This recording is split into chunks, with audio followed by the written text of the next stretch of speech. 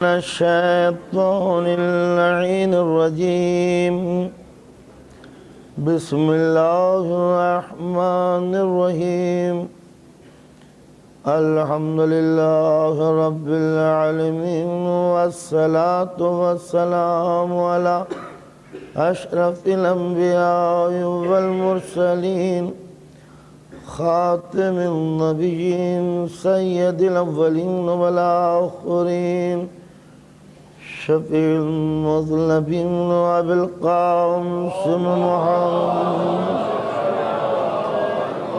وآله الطيبين الطاهرين المعصومين المظلومين المنتجبين ولعنة الله على أعدائهم أجمعين أما بعد فقد قال الله تعالى وتبارك في القرآن الحكيم بسم الله الرحمن الرحيم كذلك جعلناكم أمة وسطا لتكونوا شهداء على الناس صلوات علی محمد.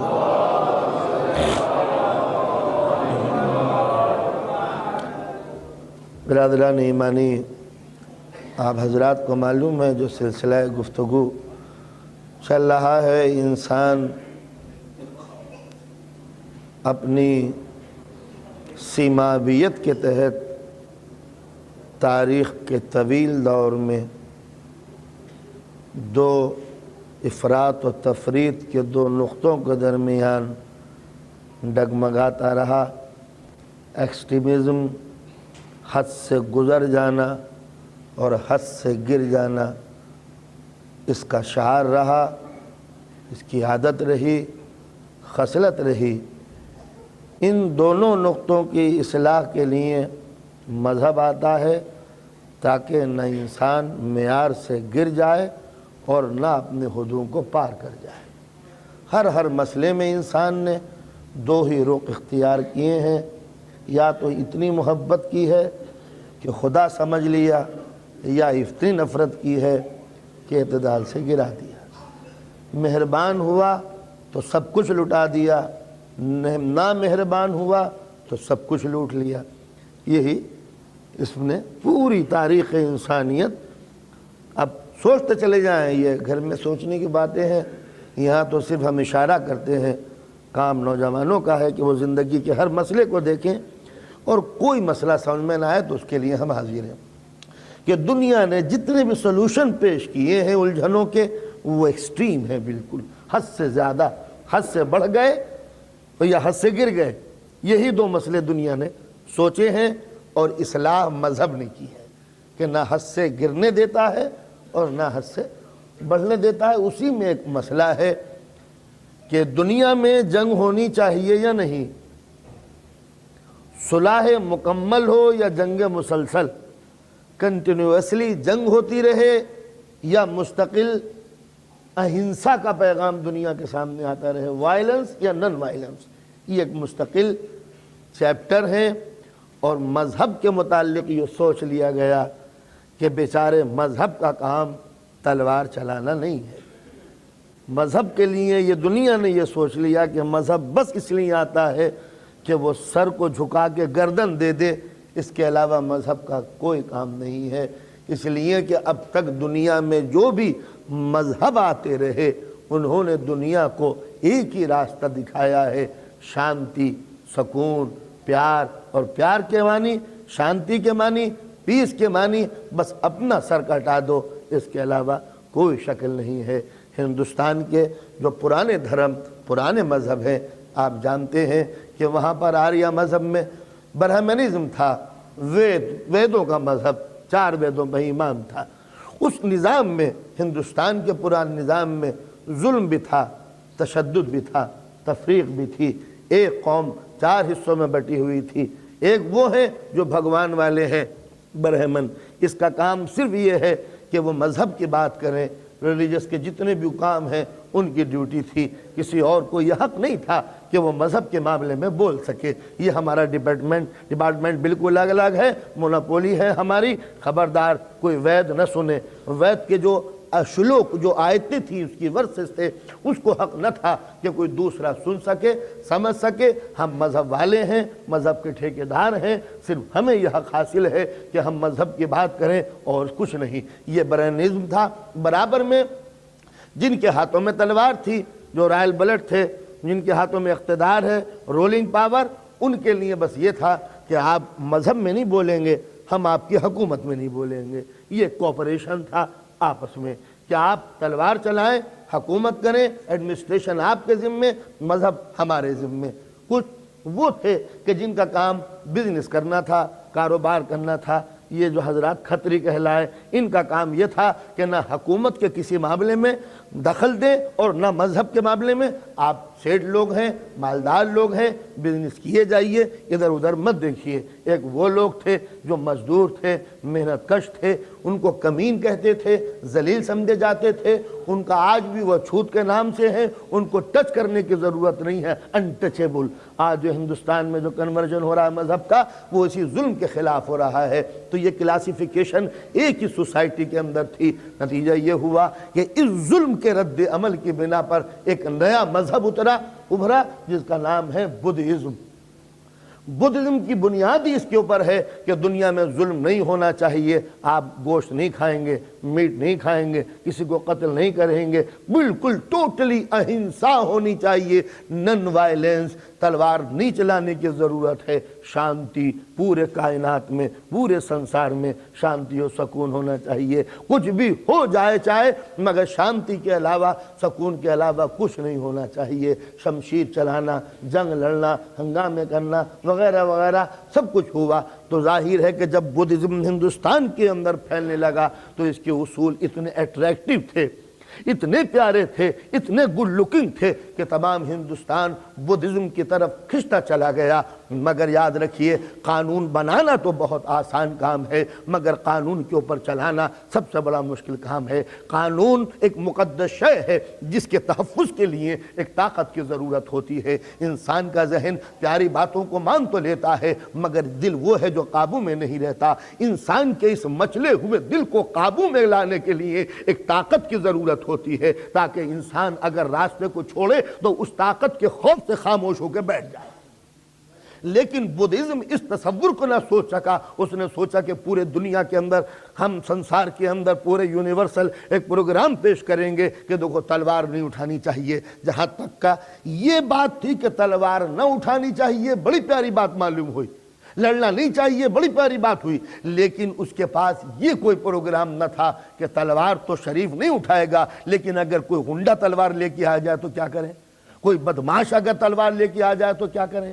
ٹھیک ہے، شریف آدمی کے اوپر اس کا اچھا اثر ہوگا کہ آپ اس کے سامنے سر جھکا دیں، لیکن جو اندر سے ظالم ہے اس کے سامنے اگر آپ نے سر جھکا دیا تو وہ سمجھے گا کہ تو بزدل ہے، لاؤ قتل کر کے دوسرے کو بھی قتل کرو۔ تو شریف کے سامنے اس کا کریکشن اصلاح ہو سکتی ہے، لیکن جو بدطینت ہو، ٹیررسٹ ہو، جس کے دماغ میں ہنگامے ہوں، جو خون آشامی طبیعت ہو، جو خون فساد کرنے والا دل و دماغ ہو، بربریت پسند ہو، ظالم طینت ہو، اس کے لیے یہ عمل شریفانہ اس کے اوپر اثر نہیں ڈال سکتا۔ تو لہٰذا بدھزم جو ہندوستان میں پھیل تو گیا، لیکن جب برہمنوں نے ان بدھوں کو مارنا شروع کیا تو اپنے ڈیفینس کے لیے ان کے پاس کوئی چیز نہ تھی سوائے اس کے کہ انڈیا سے بھاگ کر یہ چین اور جاپان میں، تبت میں اور دوسرے جو علاقے تھے اس میں جا کے پناہ لینے لگے۔ تو سوائے بھاگنے کے اور کوئی شکل نہ تھی۔ نتیجہ یہ ہوا کہ وہ مذہب، صلوات علی محمد و آل محمد، آ جائیے آپ لوگ جلدی سے۔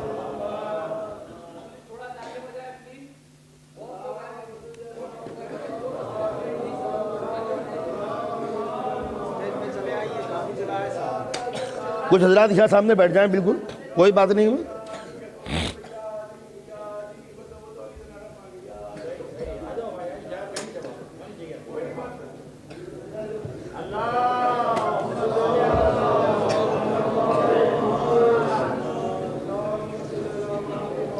آپ ادھر آ جائیے۔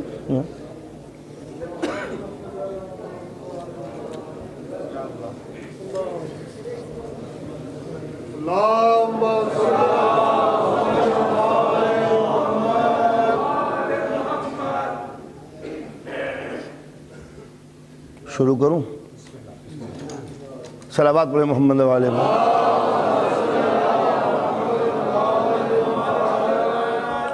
تو میں عرض کر رہا تھا کہ ہندوستان میں آریوں کے ظلم و تشدد سے تنگ آ کر ایک نیا مذہب اٹھا، جس کے اندر جناب مہاتما بدھ نے کچھ ایسے قانون بنائے کہ دنیا میں جنگ نہ ہونے پائے، اور بڑے پیارے تھے، بڑے گڈ لکنگ تھے، بڑے اٹریکٹیو تھے، بہت ہی زیبا تھے، بہت ہی لائق تھے۔ لیکن جب بدھزم آگے پھیلا ہے اور ایک مرتبہ برہمنوں نے اس کو دبانا شروع کیا، بدھسٹ جتنے بھی تھے ان کو قتل و غارت گری کرنا شروع کیا، تو ان کے پاس ڈیفینس کے لیے کوئی قانون نہ تھا۔ یعنی یہ تو تھا کہ تم تلوار نہ اٹھاؤ، لیکن یہ قانون نہ تھا کہ اگر کوئی تلوار لے کے سامنے آ جائے تو کس طرح بچا جاتا ہے۔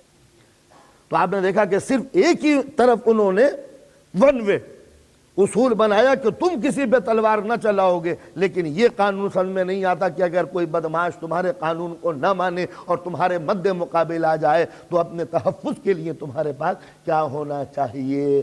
بات بڑی پیاری تھی، لیکن جس وقت برہمنزم اپنے آپ کو کمزور محسوس کرنے لگا تو برہمنوں نے ان کو پیٹنا شروع کیا، انڈیا سے بھگانا شروع کیا۔ نتیجہ یہ ہوا کہ وہ مذہب جو ہندوستان میں پیدا ہوا، ہندوستان میں پھیلا، اور دنیا سے مبلغین، دنیا کو مبلغین جاتے رہے، اس ملک میں بدھسٹ کا رہنا مشکل ہو گیا، اور ان کو چین، جاپان، برما، لنکا، انڈونیشیا میں جا کے پناہ لینی پڑی۔ یہ انجام ہوا۔ اب یہی عمل ریپیٹ کیا گیا ہر اس جگہ جہاں ظلم سے آدمی تنگ آ چکے تھے۔ جناب عیسیٰ علیہ السلام کی امت بنی اسرائیل، اس کے پاس جو قانون تھا وہ تشدد کا تھا، وائلنس کا قانون تھا، کہ جو تمہارے تھپڑ مارے، آنکھ بند کر کے تم اس کو گھونسا مارو، اس کے علاوہ تمہارے پاس کوئی اصول نہیں ہے۔ ڈٹ فور ٹیٹ، جو پتھر لے کے آ رہا ہو اس کی خبر لینے کے لیے ایک بہت بڑا سا پتھر ہونا چاہیے جو تمہارے گولی مارے، آپ آنکھ بند کر کے اس کا گولہ استعمال کیجئے۔ جو گولہ یوز کر رہا ہو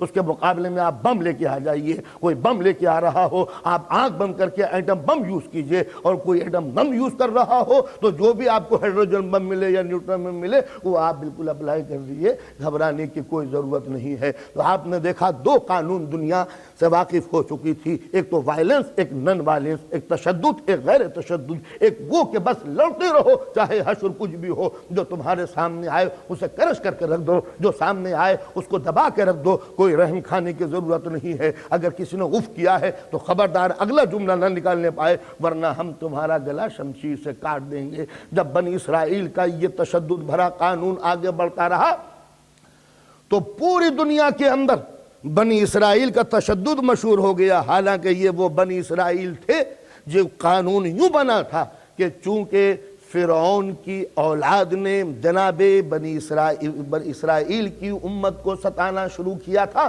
اور یہ برسوں مصر میں رہتے رہتے ظلم و تشدد کو سہتے سہتے، زیادتیوں کو برداشت کرتے کرتے ان کی دل کی ہمت جواب دے گئی تھی، اور یہ ہر ظلم و ستم کو آسانی سے برداشت کر لیتے تھے۔ فرعون کی امت اسرائیل کو ستاتی تھی اور بنی اسرائیل اس کے جواب میں کچھ کرنے کی طاقت نہیں پاتے تھے۔ پروردگار عالم نے بنی اسرائیل کی مجبوریوں کو دیکھتے ہوئے ایک پیغمبر بھیجا جس کا نام ہے جناب موسیٰ، اور جناب موسیٰ نے ان کو اصول یہ بتایا ہے کہ دیکھو آسانی سے ظلم و ستم سہنا کوئی اچھی بات نہیں ہے، اور انہوں نے ڈیفینس کا قانون بنا کر ان کے سامنے پیش کیا۔ وہ ایک وقتی، ایک پیریڈ کے لیے ایک بات تھی کہ تم اسرائیل سے، تم فرعون سے دبتے چلے جا رہے ہو، لہذا ٹٹ فور ٹیٹ، یہ تمہارے ساتھ ظلم کریں تو تم بھی اس کے ساتھ مقابلہ کرو۔ بات تو یہ تھی، مگر آگے بڑھ کر جب بنی اسرائیل نے خود اپنی حکومتیں قائم کر لی، جب ان کی کنگڈم اسٹیبلش ہو گئی تو ان کی عادت وہی ہو گئی جو فرعون کی عادت تھی، اور انہوں نے دوسرے قبیلوں کو، دوسری سلطنتوں کو، دوسری حکومتوں کو اسی طرح ستانا شروع کیا جس طرح فرعون کے ہاتھوں یہ ستائے گئے تھے۔ جب ظلم ایک قانون کی شکل میں پیدا ہو گیا اور کوئی رعایت نہ برتی گئی تو اس ایکسٹریم نقطے کو مٹانے کے لیے جناب عیسیٰ نے جنم لیا اور کہا کہ ظلم و زیادتی اچھی بات نہیں ہے، تمہارے دانے رخسار پہ اگر کوئی تماچا مارے تو تم بایاں بھی پیش کر دو۔ آپ نے اندازہ لگایا کہ جناب بنی اسرائیل کے اندر جو یہ ظلم اور تشدد اور وائلنس کا جو قانون بنا تھا وہ فرعون کی زیادتیوں کا ریئیکشن تھا، رد عمل تھا۔ کہ جب فرعون تمہارے اوپر ظلم و تشدد ڈھا رہا ہے تو تم بھی اس کے مقابلے میں آ جاؤ۔ جب ان کی طینت خصلت نیچر بھی یہی ہو گئی کہ ہم بھی ظلم ڈھائیں گے تو قدرت نے جناب عیسیٰ کو بھیجا اور وقتی طریقے سے فوری پیریڈ ان کو یہ بتایا کہ دیکھو زیادتی اچھی نہیں ہے، اگر تمہارے داہنے رخسار پہ کوئی تماچا بھی مارے تو بایاں بھی پیش کر دو۔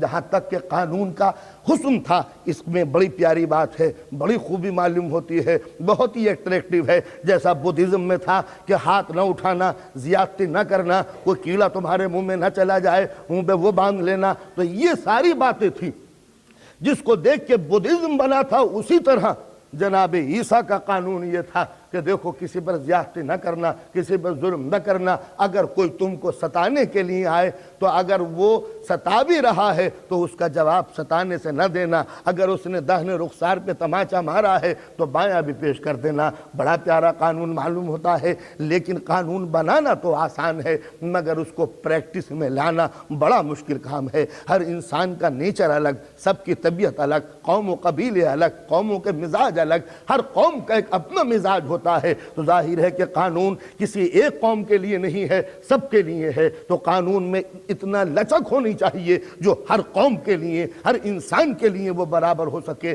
آپ کے بیٹے ہیں 4-5، ان کی عادتیں الگ الگ ہیں، سب کی خصلتیں الگ الگ ہیں، کوئی نظر انداز کر دیتا ہے، کوئی نظر انداز کرنے کے قائل لائق نہیں ہوتا۔ اب اگر آپ کوئی ہارڈ اور فاسٹ رول ایسا بنائیں کہ ایک سانچے میں سارے بچوں کو آپ جکڑ کے رکھ دیں تو اس سانچوں کو دنیا توڑ دے گی اور وہ قابل عمل نہ ہو سکے گا۔ تو لہٰذا مختلف انسانوں کے لیے اگر کوئی قانون ایک ہے تو اس میں اتنی لچک ہونی چاہیے جو ہر انسان کے لیے وہ قابل عمل ہو سکے۔ آپ ایسے ہیں جو گالی کھا کے چپ ہو سکتے ہیں، آپ ایسے نہیں ہیں جو کسی کی گالی سن کر خاموش ہو جائیں۔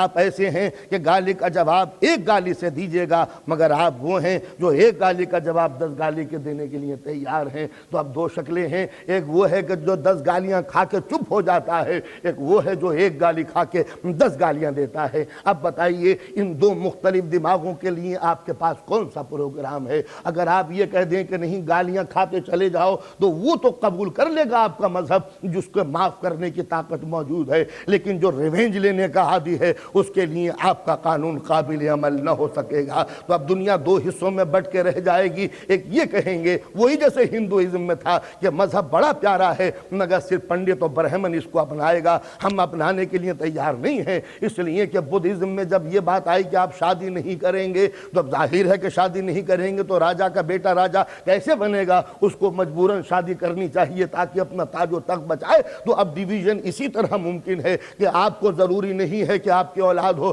لہٰذا آپ مندر میں جا کے پنڈت بن کے بیٹھ جائیے، نہ شادی کیجئے اور نہ کچھ کیجئے، کوئی کام نہ ہو، آپ بس دھرم دھرم چلاتے رہیے مگر ہمیں حکومت چلانی ہے۔ لہٰذا آپ کے لیے مذہب کچھ ہے، میرے لیے قانون الگ ہے۔ پنڈت گوشت نہیں کھا سکتا مگر راجا گوشت کھائے گا، وہ شکار نہیں کھیل سکتا مگر یہ شکار کھیلے گا، تو اس کے لیے قانون کچھ، اس کے لیے قانون کچھ۔ ٹھیک ہے آپ قانون الگ بنا دیں گے لیکن ایک انسانیت کے لیے اگر ایک قانون نہ بنا تو انسانیت میں ڈیویژن کرنے پڑیں گے۔ یہ سپر پاور ہے، یہ اس سے کم ہے، یہ دوسری ڈگری کا ہے، تو یہ کلاسیفیکیشن ایک وحدت امت کے لیے مناسب نہیں ہوگی۔ ایک امت کے ٹکڑے کرنے پڑیں گے، ان کے لیے کچھ، ان کے لیے کچھ، ان کے لیے کچھ، ان کے لیے کچھ، اور جس کے لیے آپ دبانے کا قانون بنائیں گے وہی ظلم ہو جائے گا۔ جیسے ہندوازم میں یہ ہے کہ جو برہمن ہیں وہ بھگوان کے سر سے پیدا ہوئے ہیں، جو راجا ہیں وہ ان کے دل سے پیدا ہوئے ہیں، جو دوسرے کھٹری ہیں ان کے پیٹ سے پیدا ہوئے ہیں، اور جو یہ چھوت ہیں وہ ان کے پیروں سے پیدا ہوئے ہیں۔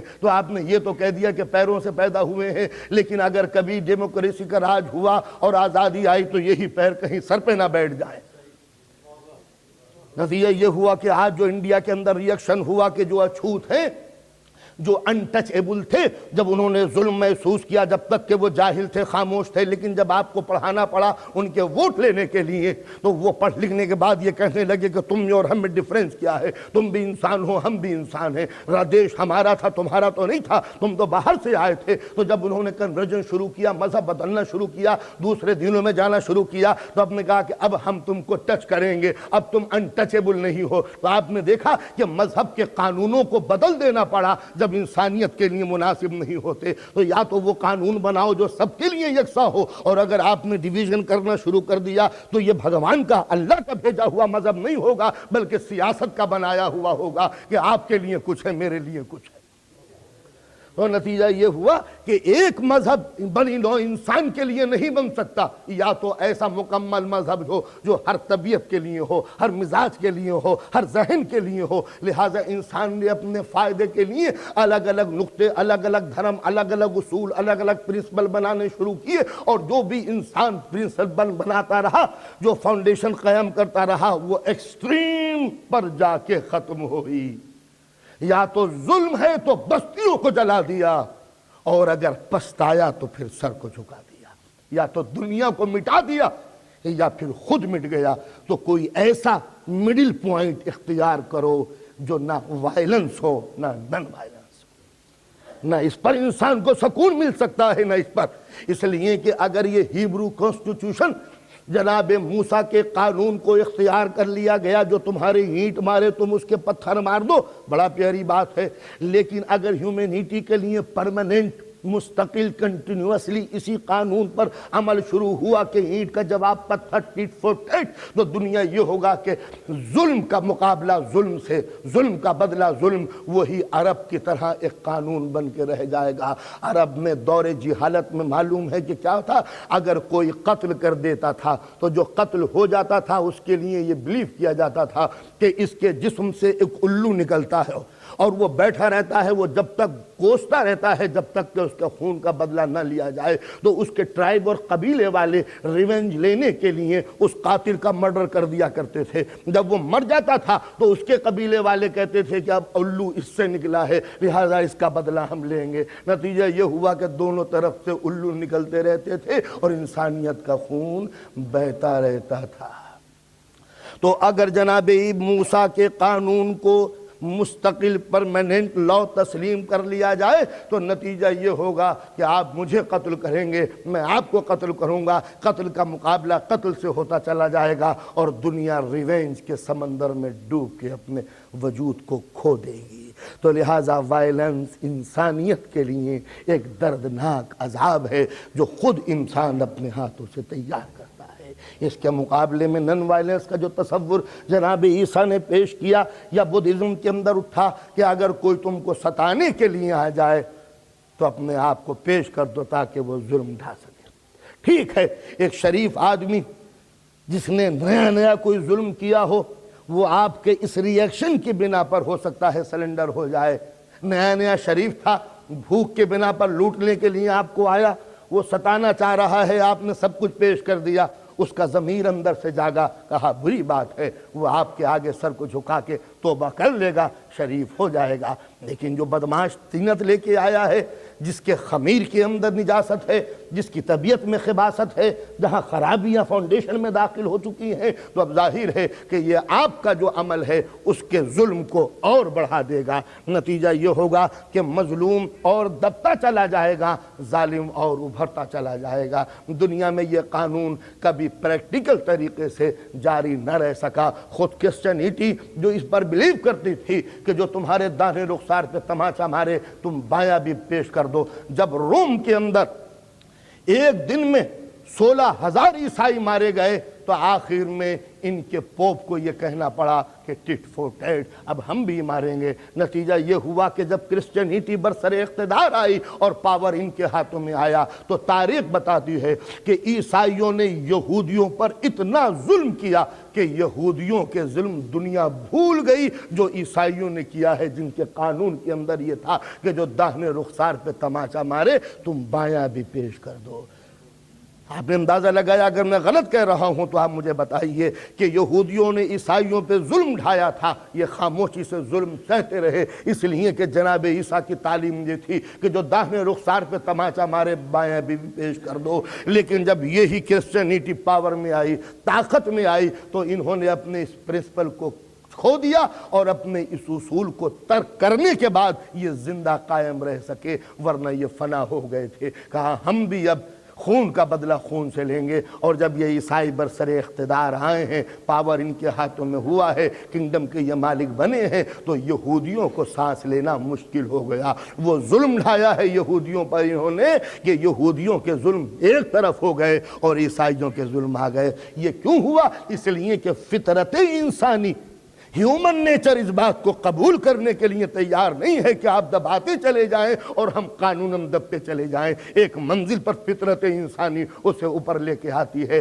لہٰذا جو قانون, اب میرے جملے کو یاد رکھیں, جو قانون, جو پرنسپل, جو کانسٹیٹیوشن, جو دستور انسانی فطرت کے خلاف ہوں, وہ قانون چلا نہیں کرتے, دم توڑ دیتے. یہ سارے مذہب کیوں مٹ گئے؟ اس لیے کہ ان مٹنے والے مذہبوں نے انسانی فطرت کا ساتھ نہیں دیا. انسانی فطرت وہ ہے جو چل رہی ہے, قانون وہ ہیں جو اسٹیشن کی طرح تھمے ہوئے ہیں. نتیجہ یہ ہوا کہ جس طرح اسٹیشن میں اور موونگ ٹرین میں کوئی ریلیشن نہیں ہوتا, اس طرح بدلتے ہوئے سماج میں, انسانی فطرت میں اور بے لچک قانون میں کوئی تعلق نہیں ہوتا. تو یہ دو نقطے آپ نے ملاحظہ فرمائے. ایک پوائنٹ یہ تھا, مٹ جاؤ مگر کسی کو ستانے کی کوشش مت کرو یا مقابلہ مٹ کرو. ایک یہ تھا کہ چاہے کچھ ہو جائے مگر اینٹ کا جواب پتھر سے دو. یہ دو نقطے تھے. اسلام نے ان دونوں نقطوں کو مٹا کر ایک درمیان میں نقطہ لا کے رکھا. ظلم نہ کرنا, ستانا نہیں, کسی کو خون نہ بہانا. جس نے ایک مومن کو قتل کیا, من قتل مومنا متعمدا فجزاؤہ جہنم, جس نے ایک مومن کو قتل کیا وہ دوزخ میں جائے گا, اس کے لیے کوئی گنجائش نہیں ہے. دیکھو, ہم تشدد ظلم کسی پر ہم گوارا نہیں کر سکتے. ہم تو اتنا رحم کا پیغام لے کے آتے ہیں کہ تم دوسرے کو کیا, اپنی ذات کو بھی نہ ستانا. ہر قانون کے اندر گنجائش ہے کہ سوسائڈ کر کے آدمی مر سکتا ہے. اسلام وہ پہلا مذہب ہے کہ جس نے خودکشی کرنے کو اپنی ذات کے لیے حرام قرار دیا. خودکشی تو کیا, آپ زہر نہیں کھا سکتے اگرچہ آپ کی یہ زندگی ہے. آپ اپنی جان کو ہلاکت میں نہیں ڈالیں گے, اس لیے کہ یہ زندگی آپ کی کب ہے؟ جب آپ اس کو نقصان پہنچا رہے ہیں.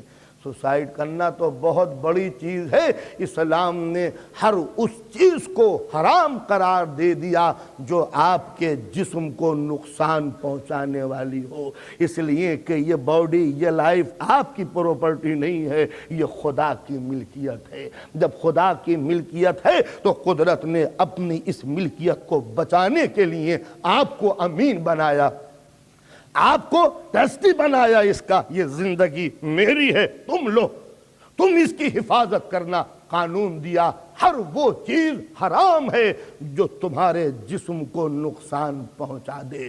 کچھ تو ہم بتائیں گے کہ کون کون سی چیز نقصان پہنچاتی ہے. یہ نہ کھانا نقصان دہ ہے, یہ نہ پینا نقصان پہنچاتی ہے, اس طرح اٹھنا, اس طرح چلنا, یہ کھانا, یوں بیٹھنا, اب سونا, اب اٹھ جانا, یہ ہمارے بتائے ہوئے اصول ہیں. تمہیں کوئی رائٹ نہیں ہے کہ اپنی مرضی سے تم ہمارے مال کو غلط یوز کرو یا مس یوز کرو. تم کو کہیں مشورہ دینے کا ہمیں کوئی حق نہیں ہے. زندگی ہماری ہے اور تم کو یہ بھی حق نہیں ہے کہ یہ زندگی ہم کو لوٹا دو, اس لیے کہ تم ہو کون اپنی زندگی کے متعلق؟ تم میری مخلوق ہو, میری مخلوق ہو, تجھ کو کوئی حق حاصل نہیں ہے میرے بنائے ہوئے قانون کے خلاف ورزی کرنے کا, ہمیں مشورہ دینے کا کہ ہم اٹھیں یا نہ اٹھیں. جب میں کہوں گا اٹھو تو تم کو اٹھنا پڑے گا. اور یہ کہنا کہ ہم سوسائڈ کر کے زندگی کو ختم کر لیں گے تو تم کو زندگی پلٹانے کا حق کیا ہے جب زندگی لینے کا حق نہیں ہے؟ تو جب ہم زندگی دے رہے تھے تب لوٹائی ہوتی کہ ہمیں لائف نہیں چاہیے, لیکن جب زندگی تم نے لے لی تو تم کو لوٹانے کا کوئی حق نہیں ہے. جس طرح عدالت کی توہین کرنے پر بھی مقدمہ چلتا ہے, اس طرح زندگی کی توہین ہے اگر تم نے وہ چیز استعمال کی جس سے ہماری اس پراپرٹی کو نقصان پہنچتا ہے. تو کچھ چیزیں حرام,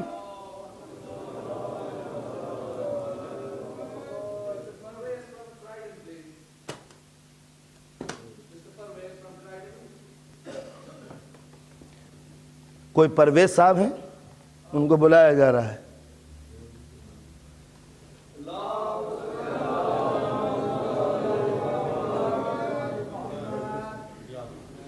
صلوات پڑھیں محمد و آل محمد. تو اب وائلنس کے متعلق اسلام، نن وائلنس کے متعلق اسلام نے سب سے پہلے اصول رکھا کہ اس جان کا احترام کرو. یہ جان، یہ زندگی، یہ لائف جو ہم تمہیں دے رہے ہیں تمہاری نہیں ہے، ملکیت ہماری ہے. جب ملکیت ہماری ہے تو ہمیں حق ہے تمہیں دستور دینے کا، قانون دینے کا، کانسٹیٹیوشن دینے کا کہ کب اٹھو، کب بیٹھو، کب سو، کیا بولو، کیا کھاؤ، کیا نہ کھاؤ، کیا پیو، کیا نہ پیو. ہمیں مشورہ دینے کا تمہیں کوئی حق نہیں ہے. اگر تم نے ہماری دی ہوئی زندگی کو لوٹانے کی کوشش کی، خودکشی کی، آگ میں کود پڑے، دریا میں کود پڑے، مصیبتوں سے تنگ آ کر تم نے چھلانگ لگا دی، تو ہم زندگی کی توہین کرنے کا مقدمہ اپنی عدالت قاہرہ میں تم کو دیں گے. مصیبتوں سے تنگ آ کر زندگی لوٹانے کا تم کو حق کیا تھا؟ کیا ہم معبود نہ تھے؟ کیا ہم عادل نہ تھے؟ کیا ہم صابروں کے ساتھ نہ تھے؟ کیا ہم رازق نہیں ہیں؟ اگر تم مصیبت زدہ تھے تو کیا ہر مصیبت کا نتیجہ یہی موت ہوگا؟ یہ تو خود شکست ہے کہ مصیبتوں کا بار نہ اٹھ سکا تو تم نے خود کو آگ میں ڈال دیا. جیسے ہندوستان کے راجپوت جب لڑنے سے قاصر ہو جاتے تھے، لڑتے لڑتے، تو کہیں دشمن کے آگے سلنڈر نہ ہو جائیں، ہتھیار نہ ڈال دیں، تو آگ بھڑکا کے کود پڑتے تھے. یہ جرأت کب ہوئی؟ یہ بہادری کب ہے؟ یہ تو بزدلی ہے کہ جب مصیبتوں کے لشکر کے آگے نہ لڑ سکے تو اپنی زندگی کا سرمایہ جلا دیا. اسلام دنیا میں وہ پہلا مذہب ہے، میرا نوجوان سنیں، اسلام دنیا میں وہ پہلا مذہب ہے جس نے انسانی زندگی کی ایک قیمت معین کر کے انسان کو حکم دیا کہ تجھے کوئی رائٹ نہیں ہے اپنی زندگی کو ختم کرنے کا. ورنہ یونان میں زہر کھانا فیشن تھا، روم میں ایک دوسرے کو قتل کرنا، گلیڈرز قتل کیا کرتے تھے، اور ایک مرتبہ حاکم وقت دیکھا کرتے تھے کہ خون کس طرح بہایا جا رہا ہے. ہندوستان میں اگنی پریکشا آگ میں ڈالنا ایک فیشن تھا، دریاؤں میں لڑکیوں کو بہا دینا ایک فیشن تھا، رشا میں کھیتوں کے اندر بیٹیوں کو دفن کرنا، عرب میں بیٹیوں کو دفن کرنا ایک فیشن تھا.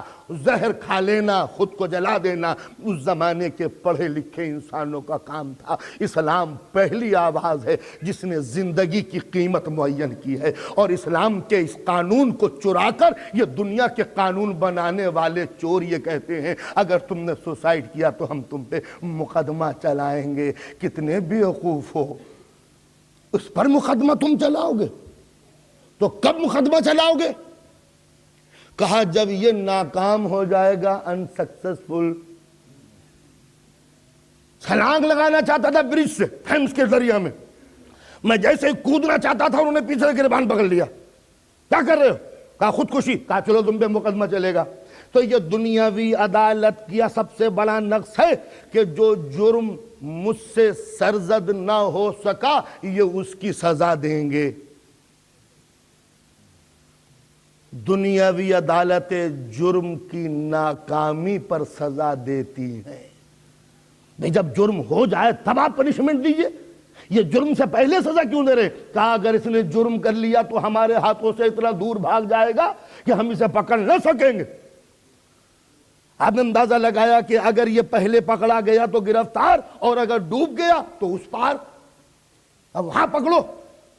کہا وہاں نہیں جا سکتے.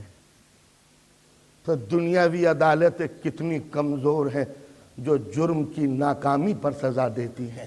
سزا دینے کا تو صحیح معنوں میں اسی کو حق حاصل ہے جو زندگی دے کے مار سکے، پھر زندہ کر سکے، پھر مار سکے، پھر زندگی دے، پھر مار سکے. جب کوئی مر جاتا ہے تو تمہارے ہاتھ سے نکل جاتا ہے، اور اسلام کہتا ہے تم مر کے تو پھنسا ہے. اندازہ لگایا؟ تو اسلام کا یہ پہلا قانون تھا جس سے دنیا نے اسلامی قانون کو چرا کے اپنے کانسٹیٹیوشن میں اس کو جگہ دی کہ خودکشی کرنے والا، اپنی آتما ہتیا کرنے والا، سوسائڈ کرنے والا قانون کا مجرم ہے. اسلام کی آواز پہلی آواز تھی جس سے دنیا نے چرا چرا کے اپنے قانونوں میں لکھا. تو اب زندگی معبود کی ہے، تمہیں کوئی حق نہیں ہے. جب کوئی حق نہیں ہے اب ذرا ملاحظہ فرمائیے، تو جو گورنمنٹ پراپرٹی ہوتی ہے، گورنمنٹ کی جو چیز ہوتی ہے، گورنمنٹ اس کا لحاظ پہلے رکھتی ہے اپنا قانون چلانے کے وقت، اس لیے کمال تو ہمارا ہے۔ اب فرض کیجئے میں بیمار ہوا، الہی اسلامک گورنمنٹ نے مجھے حکم دیا نماز پڑھو، نماز پڑھنے کے لیے تیار ہوا، وضو کرو، میں وضو کرنے کے لیے تیار ہوا، لیکن ایک مرتبہ طبیعت جو میری خراب ہوئی تو ڈاکٹروں نے منع کر دیا کہ وضو کرنے سے تمہاری طبیعت زیادہ خراب ہو جائے گی، کوڑ ہو جائے گا۔ اسلام کہتا ہے کہ ہماری پراپرٹی خراب ہو جائے گی، وضو مت کرنا، بغیر وضو کیے نماز پڑھ لو، تیمم کر لو۔ آپ نے دیکھا وہ اسلام جس نے کہا کہ اگر نماز نہیں ہے تو کچھ نہیں، وہ اسلام کا وہ قانون کہ اگر نماز قبول نہیں ہے تو دنیا کا کوئی عمل تمہارا قبول نہیں ہو سکتا۔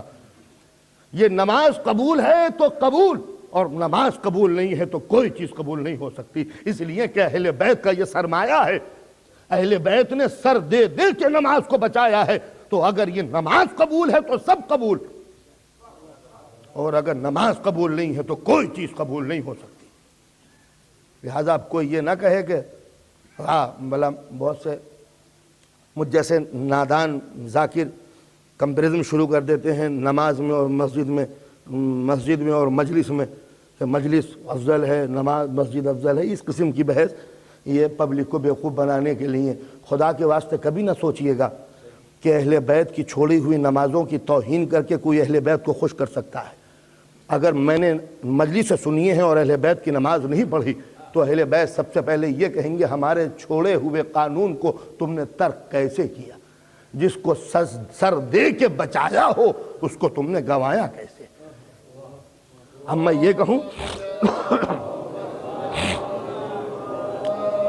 یہ کہوں کہ مجلس افضل ہے یا مسجد، تو مسجد میں اور مجلس میں زیادہ فرق نہیں ہے۔ مسجد میں اور مجلس میں زیادہ فرق نہیں ہے، فرق بس اتنا ہے کہ مجلس ہے مکتب حسین، مسجد ہے مقصد حسین۔ مجلس مکتب حسین، حسینی اسکول، مسجد اہل بیت کا مقصد، ایم، گول۔ یہاں سر بنائے جاتے ہیں، وہاں سر جھکائے جاتے ہیں۔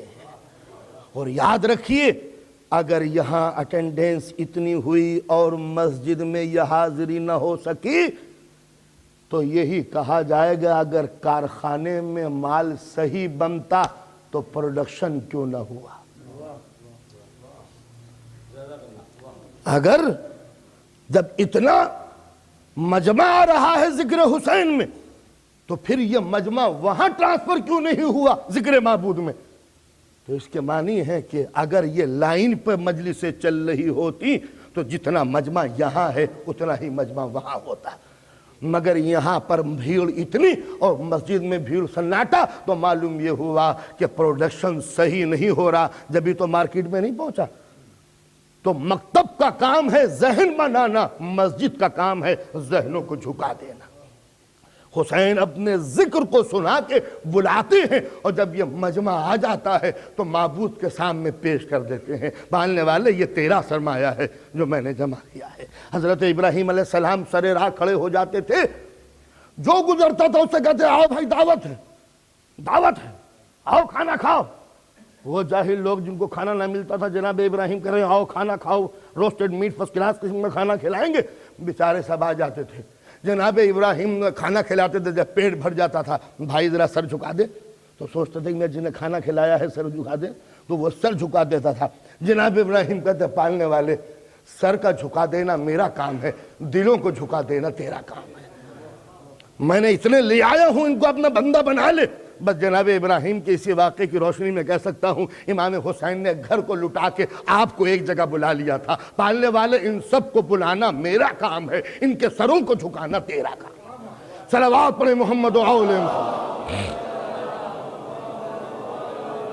اور دوستو جب بات آ گئی ہے تو اتنا کہہ دوں، خدا کا لاکھ لاکھ شکر ہے کہ پروردگار عالم نے اور آپ کے احسان و کرم نے اس ادارے کو اس منزل پہ لا کے رکھا کہ اتنے مومنین کی بھیڑ لندن جیسی جگہ پر ہے۔ کوئی سوچ نہیں سکتا تھا کہ لندن میں کبھی وہ دن بھی آئیں گے کہ مومنین کی یہ کثرت ہوگی کہ بڑے سے بڑا حال بھی ان کے لیے چھوٹا ہو جائے گا۔ لندن کے وہ مومنین جنہوں نے ابتدا کی تھی، آج چاہے وہ دنیا میں ہوں یا دنیا میں نہ ہوں، آج ان کی روحیں شاد ہوں گی کہ وہ چھوٹے چھوٹے گھروں میں جہاں ذکر اہل بیت ہونا مشکل تھا، آج اتنا بڑا یہ عمارت آپ کے لیے تاکہ آپ اپنے بچوں کے مستقبل کے لیے کچھ سوچ سکیں۔ میں بار بار ہر مرتبہ یہی کہتا ہوں کہ یہ ہمارا نہیں تھا، یہ قوم کی عبادت خانہ تھا، چرچ تھا۔ ان کی اولاد نالائق نکلی جو مذہب کو چھوڑ کر انہوں نے اپنے یہ مذہبی عمارتیں بیچ دی۔ کہیں ایسا تو نہیں ہوگا کہ آپ خرید رہے ہیں اور خدا نخواستہ آپ کی اولاد بیچ دے؟ تو جب تک کہ آپ محنت نہ کریں گے اپنے بچوں کے لیے، جب تک آپ کا یہاں پر ہر عمل گناہ بن جائے گا۔ اسے تقریب سے بچاؤ، کرپشن سے بچاؤ، ہنگاموں سے بچاؤ، شر پسندوں سے بچاؤ۔ اس کی عمارت کی ایک ایک اینٹ آپ کی محنت ہے، آپ کی مشقت ہے۔ یہ رقم آسمان سے نہیں پکی، کوئی دے نہیں گیا، یہ آپ ہی کا پیسہ ہے، آپ ہی کی دولت ہے جو اس کے کام آئی ہے۔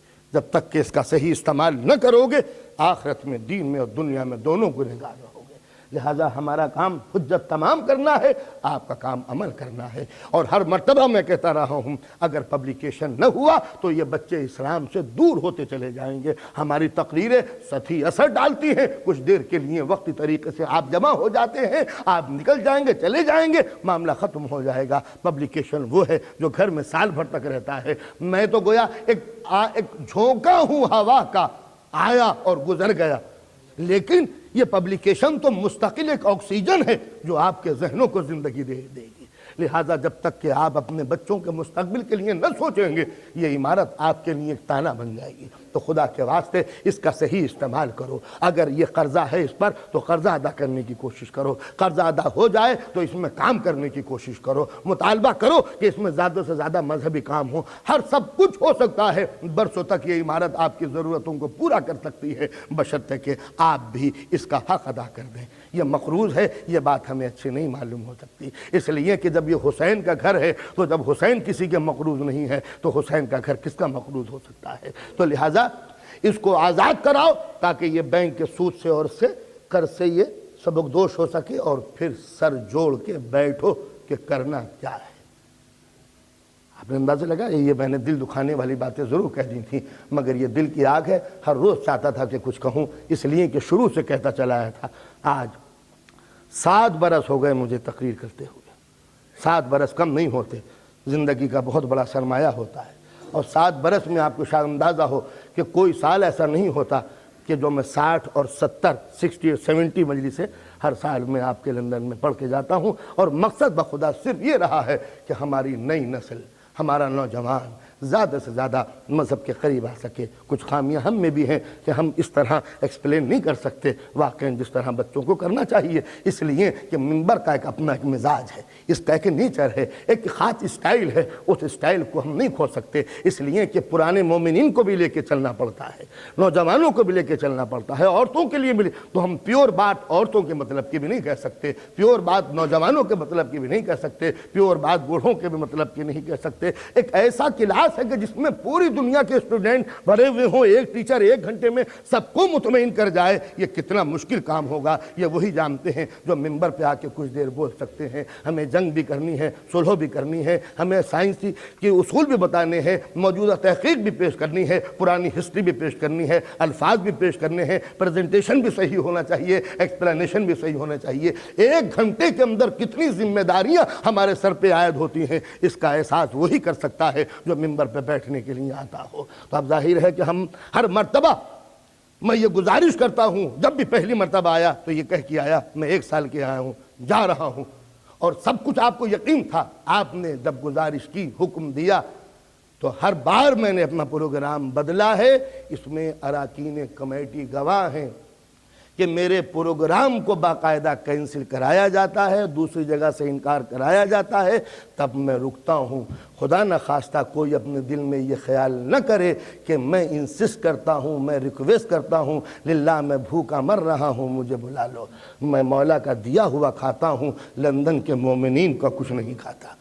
آپ نے اندازہ لگایا؟ تو اگر میں بار بار آتا ہوں تو آپ کوئی یہ نہ سمجھے کہ میرا کوئی اپنا انٹرسٹ ہے اس سلسلے کے اندر۔ آپ مجھے حکم دیتے ہیں، روکتے ہیں ہر عنوان سے، تب آتا ہوں۔ لہٰذا میں یہ بات بھی اپنے لیے مناسب نہیں سمجھتا کہ میرا کوئی لندن کا دوست یہ کہے کہ یہ بار بار کیوں آتے ہیں۔ آپ کا کام کمیٹی کو کنوینس کرنا ہے، میرے کانوں میں ڈالنے کی کوئی ضرورت نہیں ہے۔ میں اپنا بستر ہر وقت بندھا ہوا رکھتا ہوں۔ آپ عرض خدا تنگ نیست پائے میرا لنگ نیست۔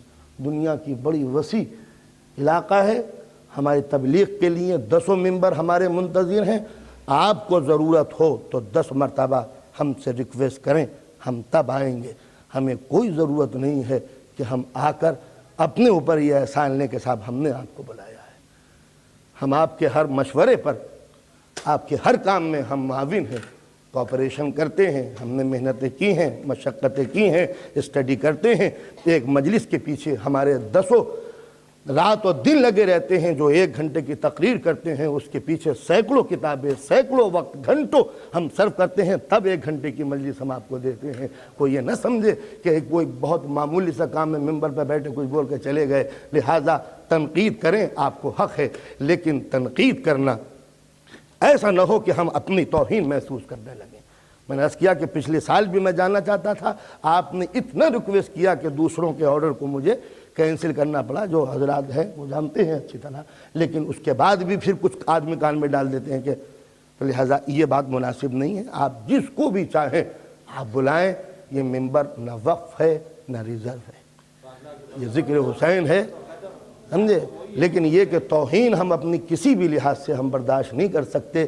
جس طرح آپ کا دل دکھے ہمیں گوارا نہیں، آپ کے لیے بھی یہی ہے کہ ہمارا دل نہ دکھائے۔ صلوات پڑھیں محمد و آلہ محمد۔ ایک بار اور صلوات پڑھیں محمد و آلہ محمد۔ تو میں بائی دا وے کیا ہے، انیس ٹھیس نہ لگ جائے آپ گینوں کو، بائی دا وے ایک بات نکل گئی تھی، آپ مائنڈ نہ کریں۔ کبھی کبھی شقشقہ ہو جاتا ہے۔ لفظ شقشقہ وہ جانتے ہیں جنہوں نے نہج البلاغہ پڑھی ہو۔ صلوات پڑھیں محمد و آلہ محمد۔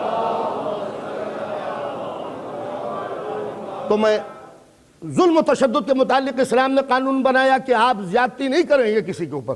حد یہ ہو گئی کہ خود اپنی ذات کے اوپر بھی آپ زیادتی نہ کریں گے۔ وہ اسلام جس نے حکم دیا کہ نماز واجب ہے، اس کو قضا نہیں کیا جا سکتا، اس نے کہا نماز پڑھنے کے لیے وضو کرو، وضو کے لیے پانی استعمال کرو۔ اب اگر کوئی دنیا کا ڈاکٹر یہ کہہ دے کہ یہ پانی مضر ہے، نقصان دہ ہے، ہارمفل ہے، اسلام کہتا ہے کہ ڈاکٹر کے اس حکم کی خاطر ہم اپنا حکم لیے لیتے ہیں۔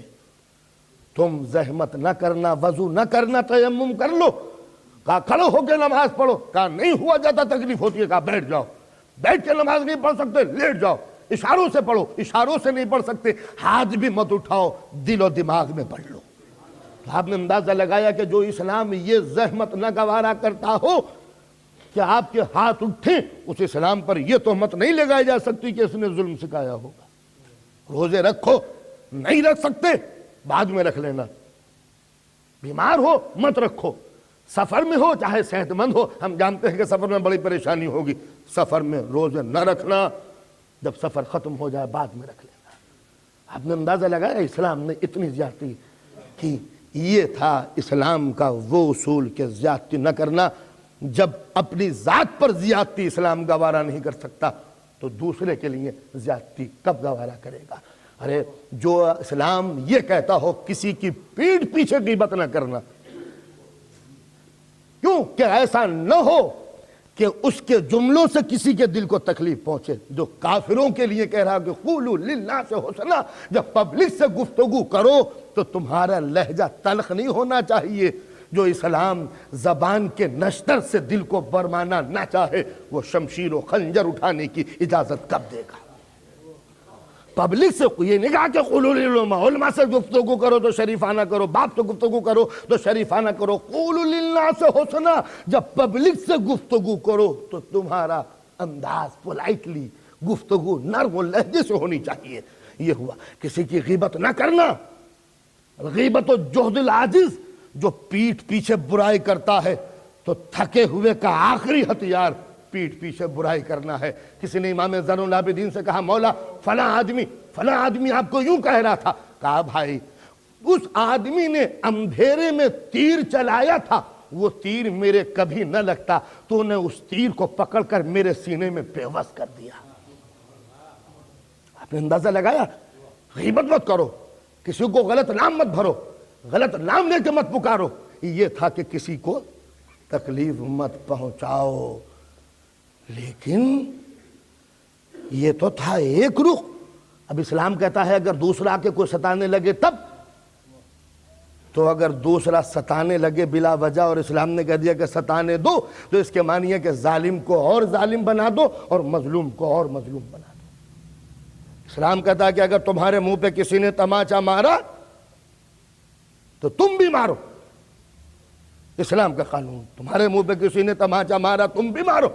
اب فرض کیجئے آپ نے میرے تماچا مارا تھا، میں نے بھی غصے میں آ کے تماچا مارنے کے لیے اٹھایا، ہاں تم بھی مارو۔ لکم فی القصاص حیات یا اولی الالباب، قصاص لینا، ریونج، بدلہ لینا، اگر عقل رکھتے ہو تو تمہاری زندگی اسی میں ہے کہ تم بدلہ لو، ریونج لو، قصاص لو۔ دوسرے کو حق کیا ہے کہ تمہارے اوپر مارے، تم بھی مارو۔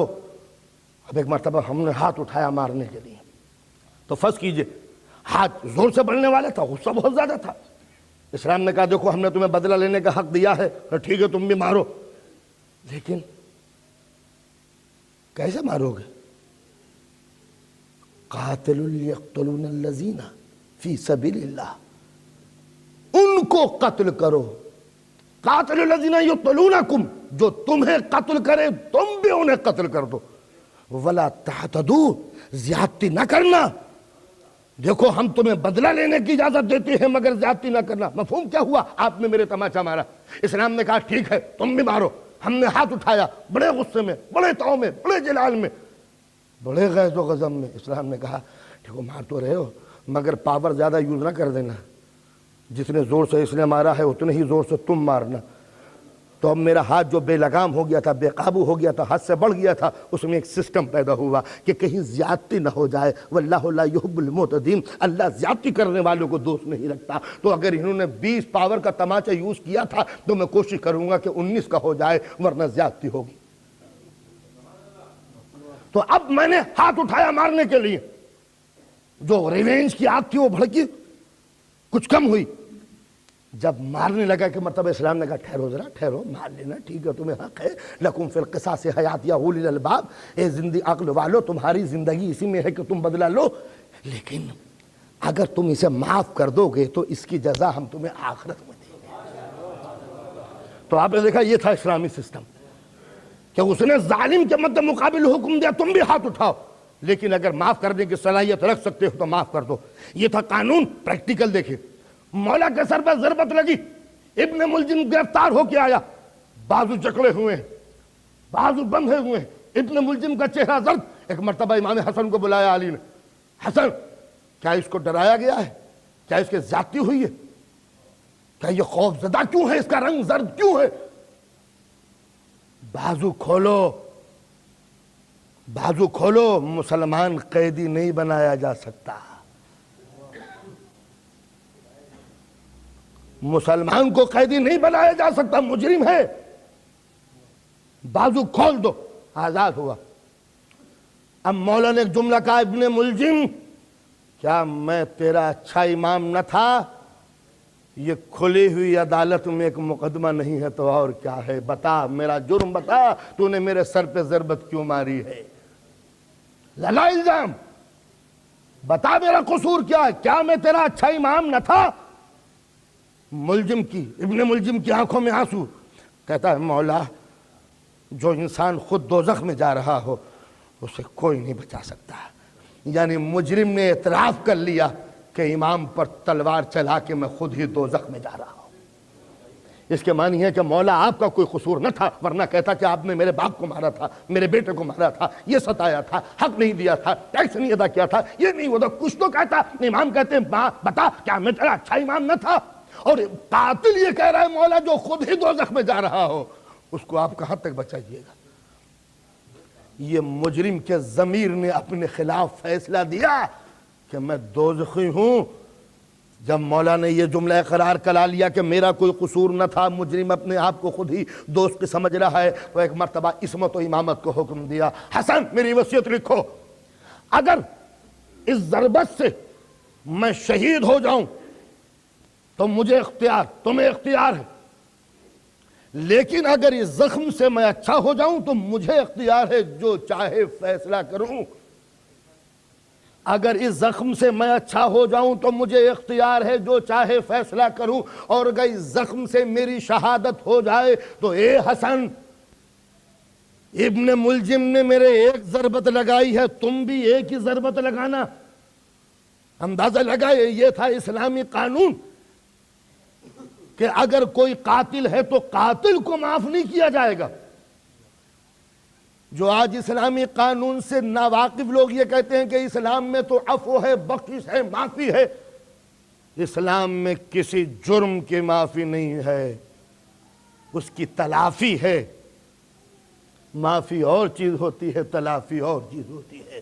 کوئی قاتل ہے تو اسے قتل کرو، ہاں جس طرح اس نے ظلم کیا ہے تم بھی اس کے ساتھ ویسا ہی سلوک کرو۔ لیکن اسلام نے جہاں ظاہر ہے کہ ہر آدمی کا نیچر الگ ہوتا ہے، انتقام کی آگ بھڑکی ہوئی ہے، ہم تو اسے قتل ہی کریں گے اس لیے کہ اس نے ہمارے باپ کو قتل کیا ہے، تو اسلام اس کے اس حق کو تسلیم کرتا ہے کہ جب اس نے ظلم ڈھایا ہے، اس نے ایک زندگی ختم کی ہے، تو اس کی زندگی کو باقی نہیں رہنا چاہیے۔ لیکن اسلام نے پھر قانون ایک گوشہ رکھا کہ اگر اس کے عزیز و اقارب اسے معاف کرنا چاہیں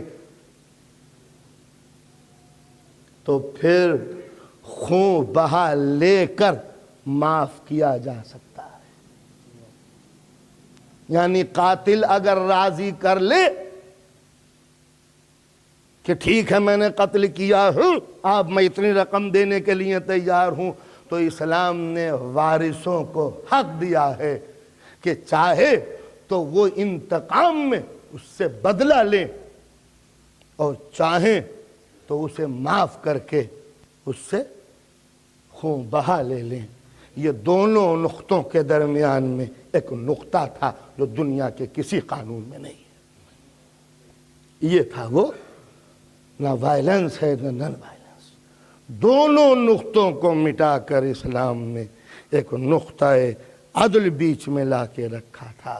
دیکھو، جنگ نہ کرنا، جنگ کو اوائڈ کرنا، جنگ نہ لڑنی پڑے وہ اسباب پیدا کرنا، لیکن اگر جنگ تمہارے اوپر تھوپ دی جائے تو بزدل ہو کے بھاگنا نہیں، جم جانا۔ اس لیے کہ ہم نے ظلم سے روکا ہے مگر بزدلی سے بھی روکا ہے۔ سوال بیعت ہوا، مولا نے مدینہ چھوڑ دیا تاکہ پھر کوئی مجھ سے سوال بیعت نہ کرے۔ مکے میں جب قاتل دیکھے، مولا نے حج کو چھوڑ دیا تاکہ کوئی الزام نہ لگا دے کہ جب آپ دیکھ رہے تھے کہ قاتل موجود ہیں تو بلا وجہ آپ کو حج کرنے کی کیا ضرورت تھی؟ 25 حج تو کر چکے تھے، اگلے سال کر لیتے۔ آپ نے اندازہ لگایا مولا اوائڈ کرنا چاہتے ہیں کہ جنگ نہ ہونے پائے، ورنہ مدینہ چھوڑنے کی کیا ضرورت تھی، مکہ چھوڑنے کی کیا ضرورت تھی؟ لو ہم نے مدینہ چھوڑا جو ہمارے باپ دادا کا مرکز ہے، ہمارا گھر ہے، راشن بھی ہوگا، پانی بھی ہے، دوست بھی ہے، ذوقارب بھی ہے، ہمارا اپنا مکان بھی ہے، شیلٹر پلیس بھی ہے، ہم بچ سکتے ہیں۔ مگر تم نے جنگ چھیڑنی چاہی ہے تو ہم نے وطن چھوڑ دیا، تلوار نہیں اٹھائی۔ ہم مکے میں آئے تھے پناہ کی جگہ، عبادت کرنے، جنگ کرنے نہیں۔ جنگ کرنے آتے تو مدینے میں لڑتے، مکے میں کیوں آتے؟ تم نے حاجیوں کے لباس میں قاتل بھیجے، وار تم نے شروع کی، ہم نے نہیں۔ ہم نے مکے سے بھی اوائڈ کیا جنگ کو، اور یہ کہہ کے کہ اس لیے جا رہے ہیں کہ کہیں جنگ نہ ہو جائے خانہ کعبہ میں، ورنہ بدنام ہوگا۔ اور ہم نے کہاں کہاں جنگ روکی ہے کون نہیں جانتا۔ مدینہ جنگ کی مناسب جگہ رات کی تاریکی میں بلایا ہے مولا کو۔ حاکم مدینہ نے، ولید نے فرزند رسول حاکم شام کا حکم ہے کہ یا تو بیعت کریں. امام نے ایک جملہ کہا بیعت اور مجھ سے رات کی تاریکی میں یہاں بند کمرے میں. مدینے والوں کو بلا کے سوال بیعت کرنا, جو جواب دوں گا تم بھی سن لینا, مدینے والے بھی سن لیں گے. ولید کے دل میں اگر ذرا سا بھی ڈاؤٹ ہوتا کہ یہ بیعت کر لیں گے تو اگلا جملہ یہ نہ ہوتا جو ہونے والا ہے. مولا کہتے ہیں کہ روز روشن میں چمکتے ہوئے دن کی روشنی میں سوال بیعت کرنا. حاکم مدینہ جانتا تھا کہ بیعت کا سوال تو چھوٹا سا ہے مگر انکار اتنا وزنی ہوگا کہ یزید کیا قصر و تخت جل کے خاک ہو جائے گا. لہٰذا مولا کے جواب کو یہیں رہنے دو, پبلک میں لے جانے کی کوئی ضرورت نہیں. مولا چاہتے تھے کہ پبلک میں یہ سوال کرے اور پبلک میرے جواب کو سنے, مگر وائٹ کیا ہے. جب چلے ہیں مولا تو ایک مرتبہ مروان نے ایک جملہ کہا. مروان نے ایک جملہ کہا, ولید تجھ سے غلطی ہو گئی جو تو نے امام کو آزاد بلوایا, دوسری غلطی یہ ہو گئی کہ زندہ جانے دیا. اتنا کہہ کے ایک مرتبہ امام پلٹے, ظالم تو اور نبی کے بیٹے کو قتل کرائے. یہ جملہ کہہ کے امام دوڑتے ہوئے باہر آئے, اس لیے کہ عباس کی تلوار نیام سے باہر نکل چکی تھی. عباس تمہیں میرے سر کی قسم, عباس تلوار نہ چلانا, تلوار نہ چلانا. عباس نے شمشیر روک لی, شمشیر روک لی, حالانکہ ادھر سے اعلان جنگ تھا, مگر مولا نے حکم دیا نہیں ہم جنگ نہیں کریں گے, آؤ. مکے سے ہٹا لیا, نہیں عباس آؤ ہمارے ساتھ. فرات کے کنارے خیمے لگائے. شرارت کدھر سے شروع ہوئی؟ دریا پر بہتے ہوئے دریا پر کسی کا اسلام نے حق نہیں رکھا, جو بھی پہلے جا کے بیٹھ جائے اسلام اس کے حق کو مانتا ہے. دریا اللہ کی ملکیت ہے, کسی بندے کا دریا پہ قبضہ شرعاً حرام ہے. اللہ کی نعمتوں پہ کسی کا قبضہ نہیں ہو سکتا.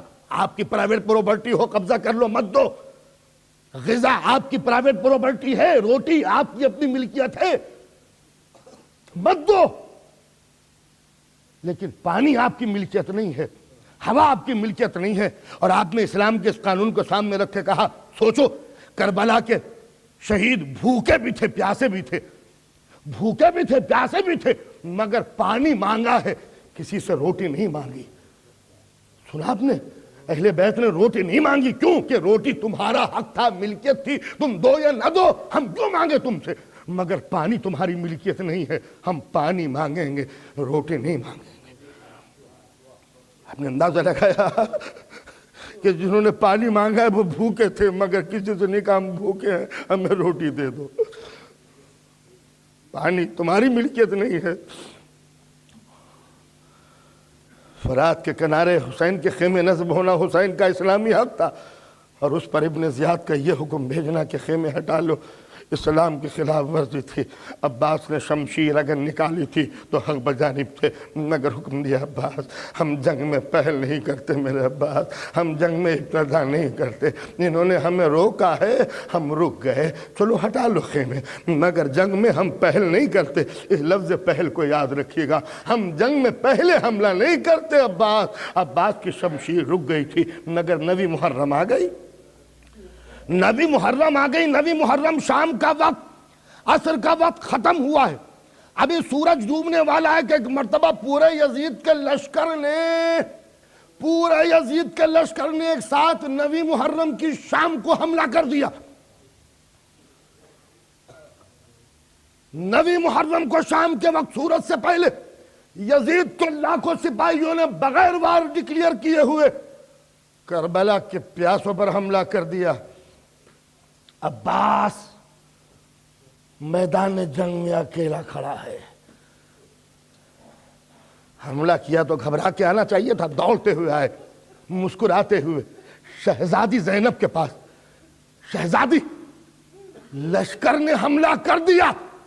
آپ نے جملہ سمجھا, شہزادی لشکر نے حملہ کر دیا, یعنی اب تک میرے امام نے مجھے یہ کہہ کر روکا تھا کہ ہم حملہ نہیں کرتے, مگر شہزادی اب تو دشمن نے حملہ کر دیا.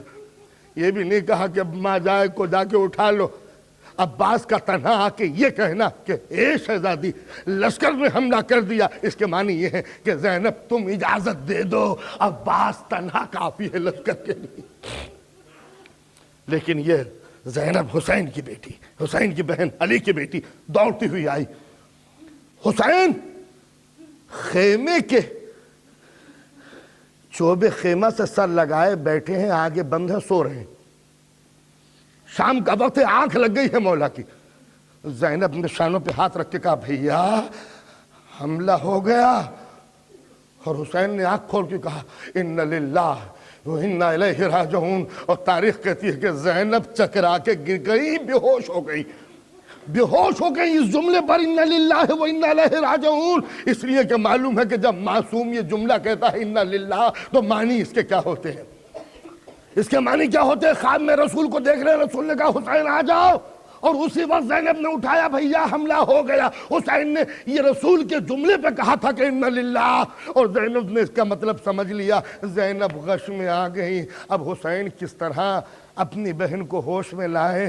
زینب پانی ہوتا تو چھڑک دیتے، ارے حسین کے آنسوؤں نے پانی کا کام کیا۔ زینب دل کو اتنا چھوٹا کر رہی ہو، اے زینب تمہیں تو بڑی مصیبتیں جھیلنی ہیں، اگر دل اسی طرح کمزور رہا تو اگلی مصیبت کیسے گھرے گی؟ اے دوستو اب ایک جملہ کہہ کے ذرا زینب کی مصیبتوں کا اندازہ لگائیں۔ مولا یہ کہتے ہیں زینب ابھی سے غش آ گیا، ابھی تو بڑی مصیبت کر رہی ہیں۔ ارے وہ زینب جو اپنے ماجائے کے منہ سے ان للہ کی خبر سن کے غش میں آ جائے، وہ زینب غش میں نہ آئی، کربلا اجڑ گئی، زینب کو غش نہ آیا، حسین شہید ہو گئے، زینب کو غش نہ آیا، سروں سے ردائیں اتر گئیں، زینب کو غش نہیں آیا، لاشیں پامال ہو گئیں، زینب کو غش نہیں آیا، راہ کوفہ و شام میں زینب بے مقلا و چادر پھری، زینب کو غش نہیں آیا، اس لیے کہ حکم امام تھا کہ زینب غش آ گیا۔ بھیا لشکر نے حملہ کر دیا، مولا اٹھے، ابوالفضل ان سے روک کے پوچھو کہ یہ چاہتے کیا ہیں؟ عباس تنہا گئے، رک جاؤ دو جہاں ہے۔ ایک آواز نے سینکڑوں کو روک دیا، ایک آواز اکیلے کی ایک آواز، اے علی تم نے بھی لشکر کو روکا ہے مگر ذوالفقار کے بلبوتے پر، اور عباس نے بھی لشکر کو روکا ہے گفتار کے بلبوتے پر، رک جاؤ، آگے کوئی نہ بڑھے۔ سب رک گئے۔ کیا چاہتے ہو؟ کہا جنگ یا بیعت؟ ٹھہرو میں اپنے امام کو خبر دے کے آتا ہوں، مولا جنگ یا بیعت؟ عباس ایک رات کی مہلت تاکہ دل بھر کے سجدے کر سکیں۔ کہیں جری سے کہا جاتا ہے کہ ایک رات کی مہلت، جس نے زندگی بتا کے آج کی یہ گھڑی پائی ہے دل بھر کے جنگ کرنے کی، آج اس عباس سے کہا جا رہا ہے عباس جنگ نہیں، ایک رات کی مہلت چاہیے۔ عباس آگے بڑھے، آگے بڑھے تو عجیب و غریب جملہ کہا ہے مولا نے، عباس ذرا نیزہ رکھ دو، نیزہ رکھ کے ان سے ایک رات کی التجا کرو، کہیں ایسا نہ ہو کہ تمہارے ہتھیار کو دیکھ کر انہیں جنگ کرنے کا بہانہ مل جائے۔ عباس نے ہتھیار رکھ دیے، خالی ہاتھ گئے۔ میرا امام یہ کہہ رہا ہے کہ تم ایک رات کی مہلت دے دو تاکہ ہم جی بھر کے عبادت کر سکیں۔ ایک مرتبہ شمرے نہیں بگڑ گیا، ہم کوئی مہلت دینے کے لیے تیار نہیں ہے۔ ایک مرتبہ ہمارے ساتھ نے کہا وائے ہو شمر تجھ پر، ارے ایک رات کی مہلت، ارے اگر ہم سے کافر بھی مہلت مانگتے تھے تو ہم دیتے تھے، یہ تو فرزند رسول ہے۔ کس طرح ایک رات کی مہلت ملی۔ ابوالفضل عباس آ گئے اور ایک رات کی مہلت حسین کو مل گئی۔ عبادت کے لیے مصلی بچھا دیے گئے۔ وہ رات قیامت کی رات تھی جس انداز سے گزری، رات گزر گئی، سفیدی سحر نمودار ہوئی، عباس کے سامنے پورا گھر اجڑ کے خاک ہو گیا، اور عباس دیکھتے رہے۔ اور آج عباس ہاتھوں کو جوڑے ہوئے کھڑے ہیں، مولا عباس کو اعلان جنگ کی اجازت دے دو، مولا اعلان وغیرہ کے لیے حاضر ہوا ہوں۔ بس یہ سننا تھا کہ عباس تم تو میرے علمدار لشکر ہو۔ بس جیسے ہی اب مولا نے یہ جملے کہے، مولا وہ لشکر کہاں گیا جس کا میں علمدار تھا؟ جاؤ عباس خیمے میں جاؤ، بیویوں سے اجازت لے لو، اے دوستو، آپ نے اپنے شہر میں دنیا کے مختلف ملکوں میں بہت سے ایجیٹیشن، بہت سے پروسیشن دیکھے ہوں گے۔ پبلک ڈیمانڈ کرتی ہے ہمیں نوکری چاہیے، ہمیں غلہ چاہیے، ہمیں مقام چاہیے، ہمیں لباس چاہیے، ہمیں غذا چاہیے۔ کوئی ایسا جلوس بھی دیکھا ہے جو یہ کہتا ہو کہ ہمیں پانی چاہیے؟ اور جب عباس خیمے میں گئے ہیں تو چھوٹے چھوٹے بچے، سکینہ آگے کھڑی ہوئی، بچوں کا ایک جلوس، ہاتھوں میں خالی کوزے لیے ہوئے، اے چچا عباس ہمیں پانی چاہیے، پانی چاہیے۔ بچے سکینہ کو لے کے آئے ہیں، شہزادی تم کہو گی تو چچا پانی لے آئیں گے۔ اور آج سکینہ کہہ رہی ہے چچا میں پیاسی نہیں، سارے بچے پیاسے ہیں، پانی چاہیے چچا۔ عباس کیا کریں، جنگ لڑیں یا سکینہ کا پانی لائیں؟ شہزادی مشق لے کے آؤ، ہم پانی لے کے آئیں گے۔ سکینہ مشق لے کے آئی، کتنی ڈھارس تھی، کتنا یقین تھا، میرا چچا جب مشق مانگ رہا ہے تو پانی ضرور ملے گا۔ ایک مرتبہ رسول کے مقدس علم میں ابو الفضل عباس نے سکینہ کی مشق باندھی تاکہ کسی سپاہی کو شبہ نہ ہو کہ عباس کس لیے آ رہے ہیں۔ جس نے علم دیکھا ہے وہ سکینہ کی مشق دیکھ لے، اور یہ بھی جتانا مقصود تھا کہ عباس کی نگاہوں میں رسول کے علم کی جو حیثیت ہے وہی حیثیت اب سکینہ کی مشقیزہ کی ہو چکی ہے، اور اعلان بھی کرنا تھا آ رہا ہوں تو پانی لینے کے لیے آ رہا ہوں۔ عباس گھوڑے پہ بیٹھے ایک مرتبہ لشکر کی طرف رخ کیا۔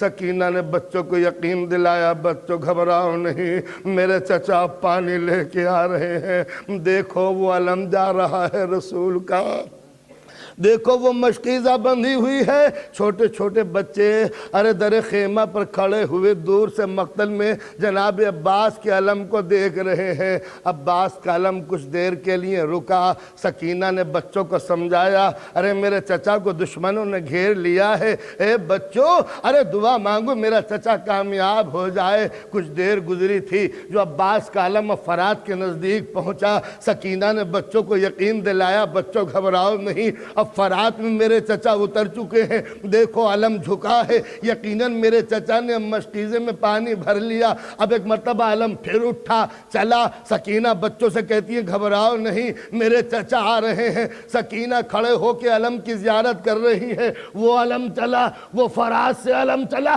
ایک مرتبہ سکینہ نے دیکھا کہ علم کو جھٹکا سا لگا، مگر علم گرتے گرتے پھر تھما۔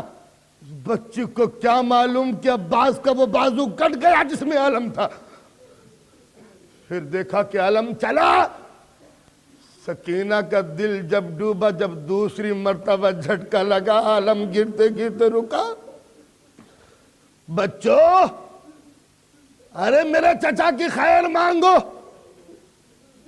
علم گرتے گرتے رکا، کچھ آگے بڑھا، بس ایک مرتبہ سکینہ چلائی، ارے بچوں ذرا دیکھو میرے چچا کا علم نظر نہیں آ رہا۔